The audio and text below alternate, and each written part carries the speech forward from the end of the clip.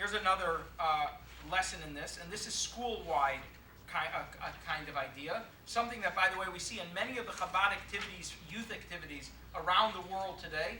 Many of these ideas have been adopted. We know today, for example, things like the Mitzvah Corps and things like Friendship Circle for the older kids. A lot that's going on here at the shul. These are ideas that really, the kernel of it was all from the Rebbe's teachings about putting kids in positions of responsibility where they can see the success, where they can see how much they are capable of helping somebody else. And it's really fascinating to see that the ones who are most helped by this are the kids themselves. They are able to see achievement and value and self-worth in ways that they were otherwise never able to see it. And the Rebbe emphasized this from day one. Let's take a look at text 106, page 106, text 9.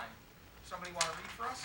Go ahead, Trudy. It is very appropriate and worthwhile for school principals and teachers to recommend and encourage the students, boys and girls, including and especially those who have not yet reached the age of bar or bat mitzvah, to increase their charitable activities.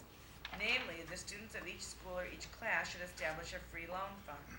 From time to time, each student should contribute of his or her own money to the fund. In order to instill in the students' hearts the importance of personal charitable involvement and volunteer work, in addition to monetary generosity, it is most proper that these free loan funds be directed by the boys and girls themselves, with the students of the school or the class choosing from among themselves a director, a treasurer, etc. The fact that this fund is being administered by the students' representatives will cause them to have a stronger feeling of responsibility and personal commitment to the cause, which will in turn increase their energy and enthusiasm as well. It would be best to alternate from time to time, by way of student vote, the directorship of the free loan fund, as well as its various management positions, director, treasurer, bookkeeper, etc., in order to enable all the students, or at least a majority, to be not just donors of money, but also donors of their time and energy.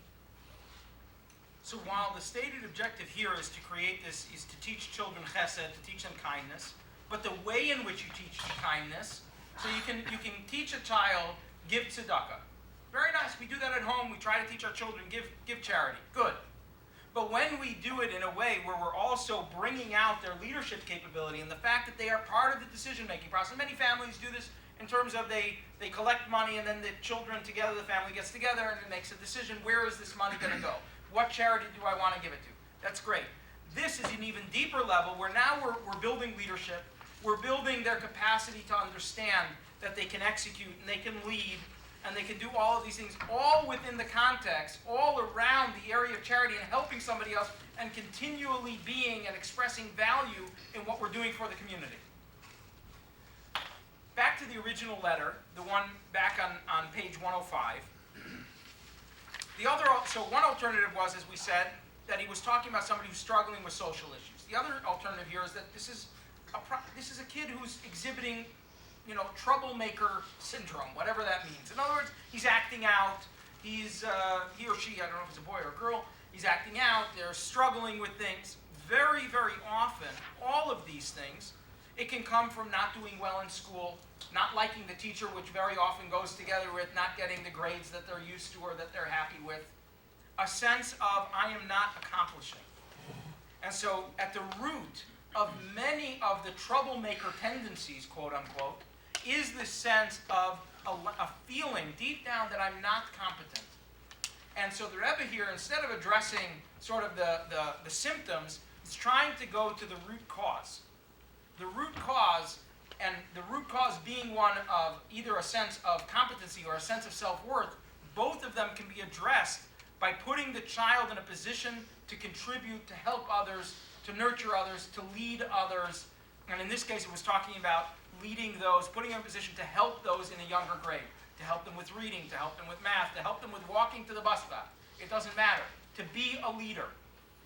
And when the parents and the administrators trust the child in this way, that relates to, it deals with the underlying issue that from which all the other symptoms flow.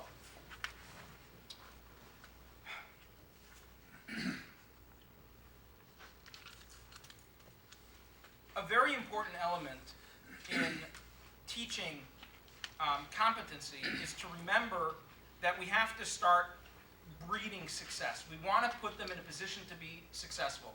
That doesn't mean that we have to do their work for them, do their art project for them, do their homework for them. None of that. That does not breed success.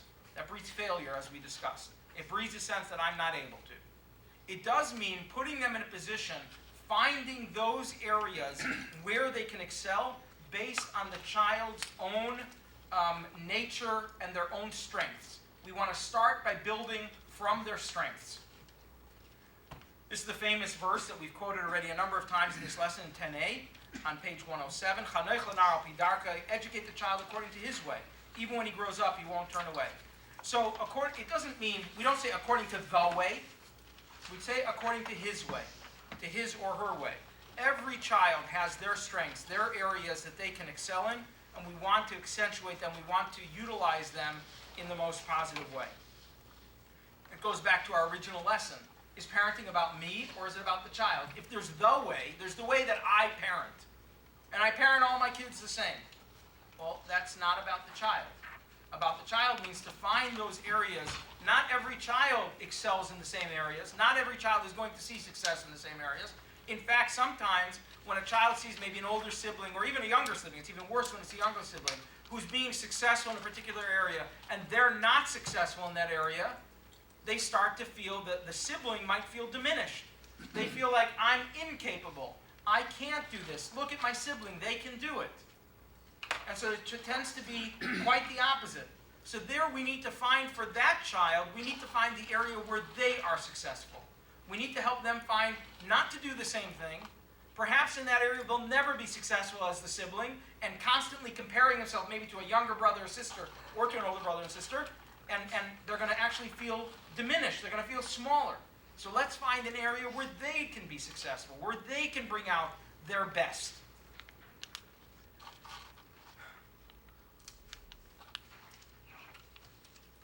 Text 11, page 109. This is taken from Steinsaltz. Parenting is like tending to a garden. To properly care for it, you have to first know what you have in it. Do you have potatoes? Do you have roses? Do you have thorns?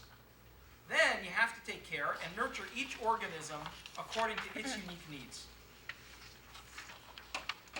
So the feeling of competence are built when the child will be expressing their own unique talents, their own unique capabilities. I'm going to take an exercise here, and we're going to take a few minutes trying to do this. And for those of you with more than one children, I have other copies for you to work on that you can take over here. I have, just pass this around and take as many. There's about 15 of these, so share. And what I want you to do is, this is actually taken from a wonderful book called Character Strengths and Virtues. And in it, they identify 24 major character traits. And everybody excels in some and has deficiency in others. And they divided these 24 categories into 24 different parts into 6 categories. Wisdom and knowledge, courage, humanity, justice, temperance, and transcendence. Okay? And we have now a couple pages in our book. And I want us to consider our children and to consider our kids in the context of these traits. Try to identify some of our kids' signature strengths. If it's not your kids, it's your nieces and nephews. If it's not any of those, think about yourself. Do this exercise for each one. Take a minute and identify, let's say, 3 or 4 areas that your kids are strong in. And the next step will be, we're not going to do it all now, but again, you've taken the time to take this parenting class. I'm asking you to take the time, and it's our exercise for the week. Take your time to think about, once we've identified the strengths, let's take our time to think about, what can we give our kids? Where can we find areas that our kids can somehow utilize this strength in a positive way, and this will help them with their sense of competence and self-confidence. So where can we do this? But first we have to identify where are these areas. So there's creativity and curiosity, open-mindedness, love of learning, and perspective. Bravery, persistence, integrity, vitality, love, kindness, social intelligence, citizenship, fairness, leadership, forgiveness and mercy, humility, prudence, self-regulation, appreciation of beauty and excellence, gratitude, hope, humor, and spirituality. There's a whole big boatload of these. The point is that this, breaking it down this way, helps you think about, when you read each one of these descriptions, it is almost impossible, in fact, it's completely impossible, that your kids don't have some of these strengths. If your kids don't have some of these strengths, then there's something wrong with you. Not because you had those kids, but because you don't see it in your kids. Your kids have these strengths. At least 3, 4, 5 of them that they're really strong in. And what we want to do is we want to find those and accentuate those things, bring out those strengths, put them in a position where they can lead in those areas, whether in the family dynamic, in the school dynamic, in the community dynamic. Where can they bring out these strengths and lead in these areas? How can we help them gain confidence through these areas? Because those are their strengths. Let's put them in positions where we're going to trust them to use those capabilities. Let's take a minute. Like I said, we're not going to have time to do it all now, but I really strongly recommend, like I said, you've taken all this time for this class. It's not about the academics, it's about being able to apply this. So take the time at home, or tonight even stay an extra couple minutes while it's fresh and do it. But it will be well worth your while to help focus you. Because in parenting, it's so vast. Where do you start? How do you if I have a child who maybe can use some help with their self-esteem, with their self-image, and where do I start? But by breaking it down this way, it gives me actual language to think about, and it turns out that many of these traits are going to fit.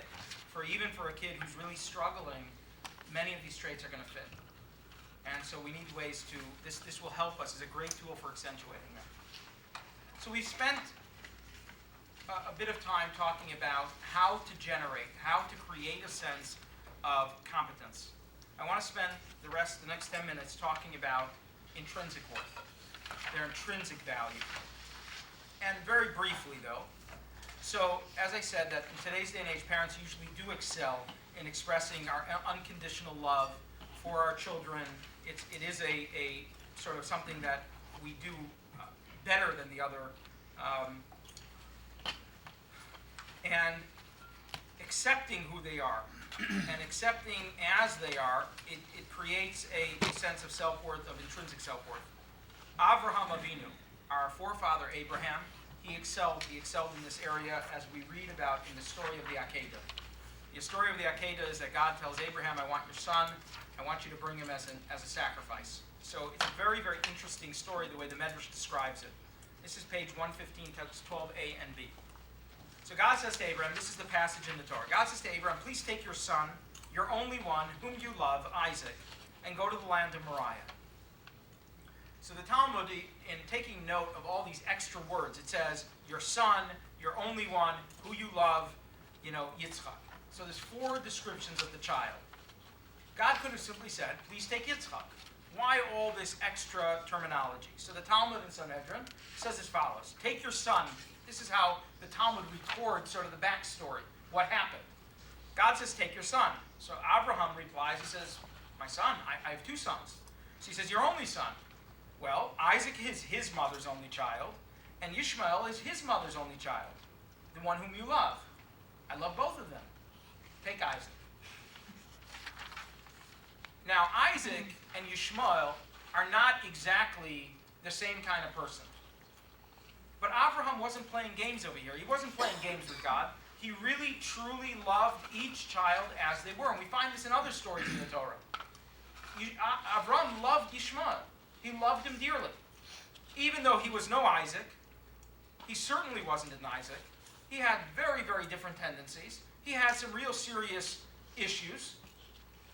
It didn't matter though. He loved his kid, maybe not for his for his competency necessarily, at least not in the areas that Yitzchak excelled in, but he loved him for his intrinsic worth.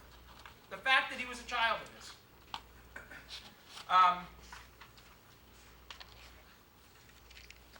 When we focus on the intrinsic worth of the child, not based on what they can do, not based on which one sort of is more attentive or attuned to, honoring or respecting parents or listening to them or any of that, because every child is different, and there are always ones who are more naturally attuned to it than others. But rather to focus on the the fact that they are a child, that they are our child, regardless of what they're going through or what they're dealing with, is a very, very critical thing. When we have an entire philosophy around it, it's not just a feeling that I hope to have, because frankly, I will tell you that most parents, they identify more or less with different children.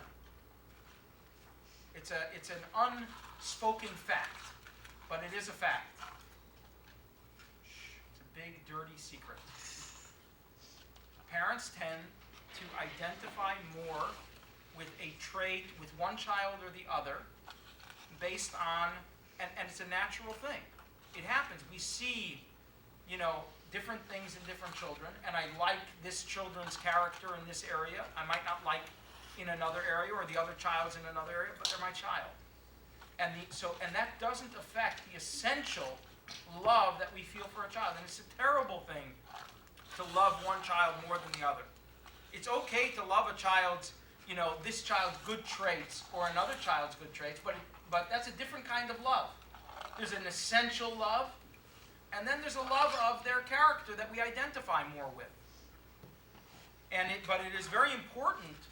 So when we have an entire philosophy, and Judaism gives us a whole philosophy to help us work with and understand and give us language and a psychology around the idea of loving the essential child. And the language that we speak about in terms of that, we talk about the nefesh elokis, the godly soul. This gives us an amazing, amazing language and opportunity to help do this, to help overcome this tendency that we have, to look at their strengths and their capabilities and their nature. And we look at those things, of course we do. They're our kids. We analyze them and we reanalyze them, ad nauseum. But it can't take away from the essential bond, the essential innate value and worth of the child for who they are, regardless of who they are, whether they're a Yitzchak or whether they're a Yishmael. Makes no difference. They both have intrinsic value. God created both of them. God gave each one a soul, and each one has a purpose here in this world. The purpose may not be the same. They may not be able to achieve the same things. They may have different paths in life. But every single one of them is absolutely a child of mine and a child of God, equally, regardless of their tendencies. Of course, it's my job to try to accentuate their strengths, to minimize their weaknesses. For some, it might be harder to do. For others, it's easier, quote unquote, to do. But it doesn't change the basic, intrinsic, godly nature that every one of those children have, no matter how devilish they may seem from time to time. That language, that philosophy, that approach, Judaism gives us tremendous tools to understand this, to speak about it, to tell ourselves about it, to catch ourselves from time to time. In terms when we start to perhaps judge them or look at them perhaps a little bit differently because of frustration or whatever it might be, Judaism gives us a profound language to help us with that, to help work through it. And it's very, very important to employ it. Last reading. Text 13 on page 116. Volunteer? Go ahead, Janine. I received your letter in which you asked my advice with regard to certain educational problems, especially how to influence the children to get rid of undesirable habits, etc. Needless to say, these problems cannot be adequately discussed in a letter. Nevertheless, I would like to make one general point which can be universally applied in educational problems. a point which is emphasized in the teachings of Hasidus. I refer to the effort to make the children aware that they possess a soul which is a part of God, and that they are always in the presence of God, as explained in chapters 2 and 41 of the Tanya. When this is done persistently and on a level which is suitable to the age group and background of the children come to realize that they possess a great and holy quality which is directly linked with God, the Creator and Master of the world, and that it would therefore be quite unbecoming and unworthy of them to do anything which is not good. At the same time, they come to realize that they have the potential to overcome temptations or difficulty, and if they would only make a little effort on their part, they would receive considerable assistance from on high to live up to the Torah and mitzvot, which constitutes the will and wisdom of God. I want to say that these are very sort of religious words. They're very orthodox, these words. God, and telling the child that God will help him, and God is with him, and he has a part of God in him, and that God is always watching him. This is absolutely possible and recommended for any child from any family, from any background. You don't need to be religious for this. You don't need to be orthodox for this. It is profound, a profound sense of value and self-worth, intrinsic value and self-worth, when we believe, when we know that this kid is a gift from God, when we know that God gave this child a neshama, gave this child a soul, and God placed this child here for some purpose which I don't yet know.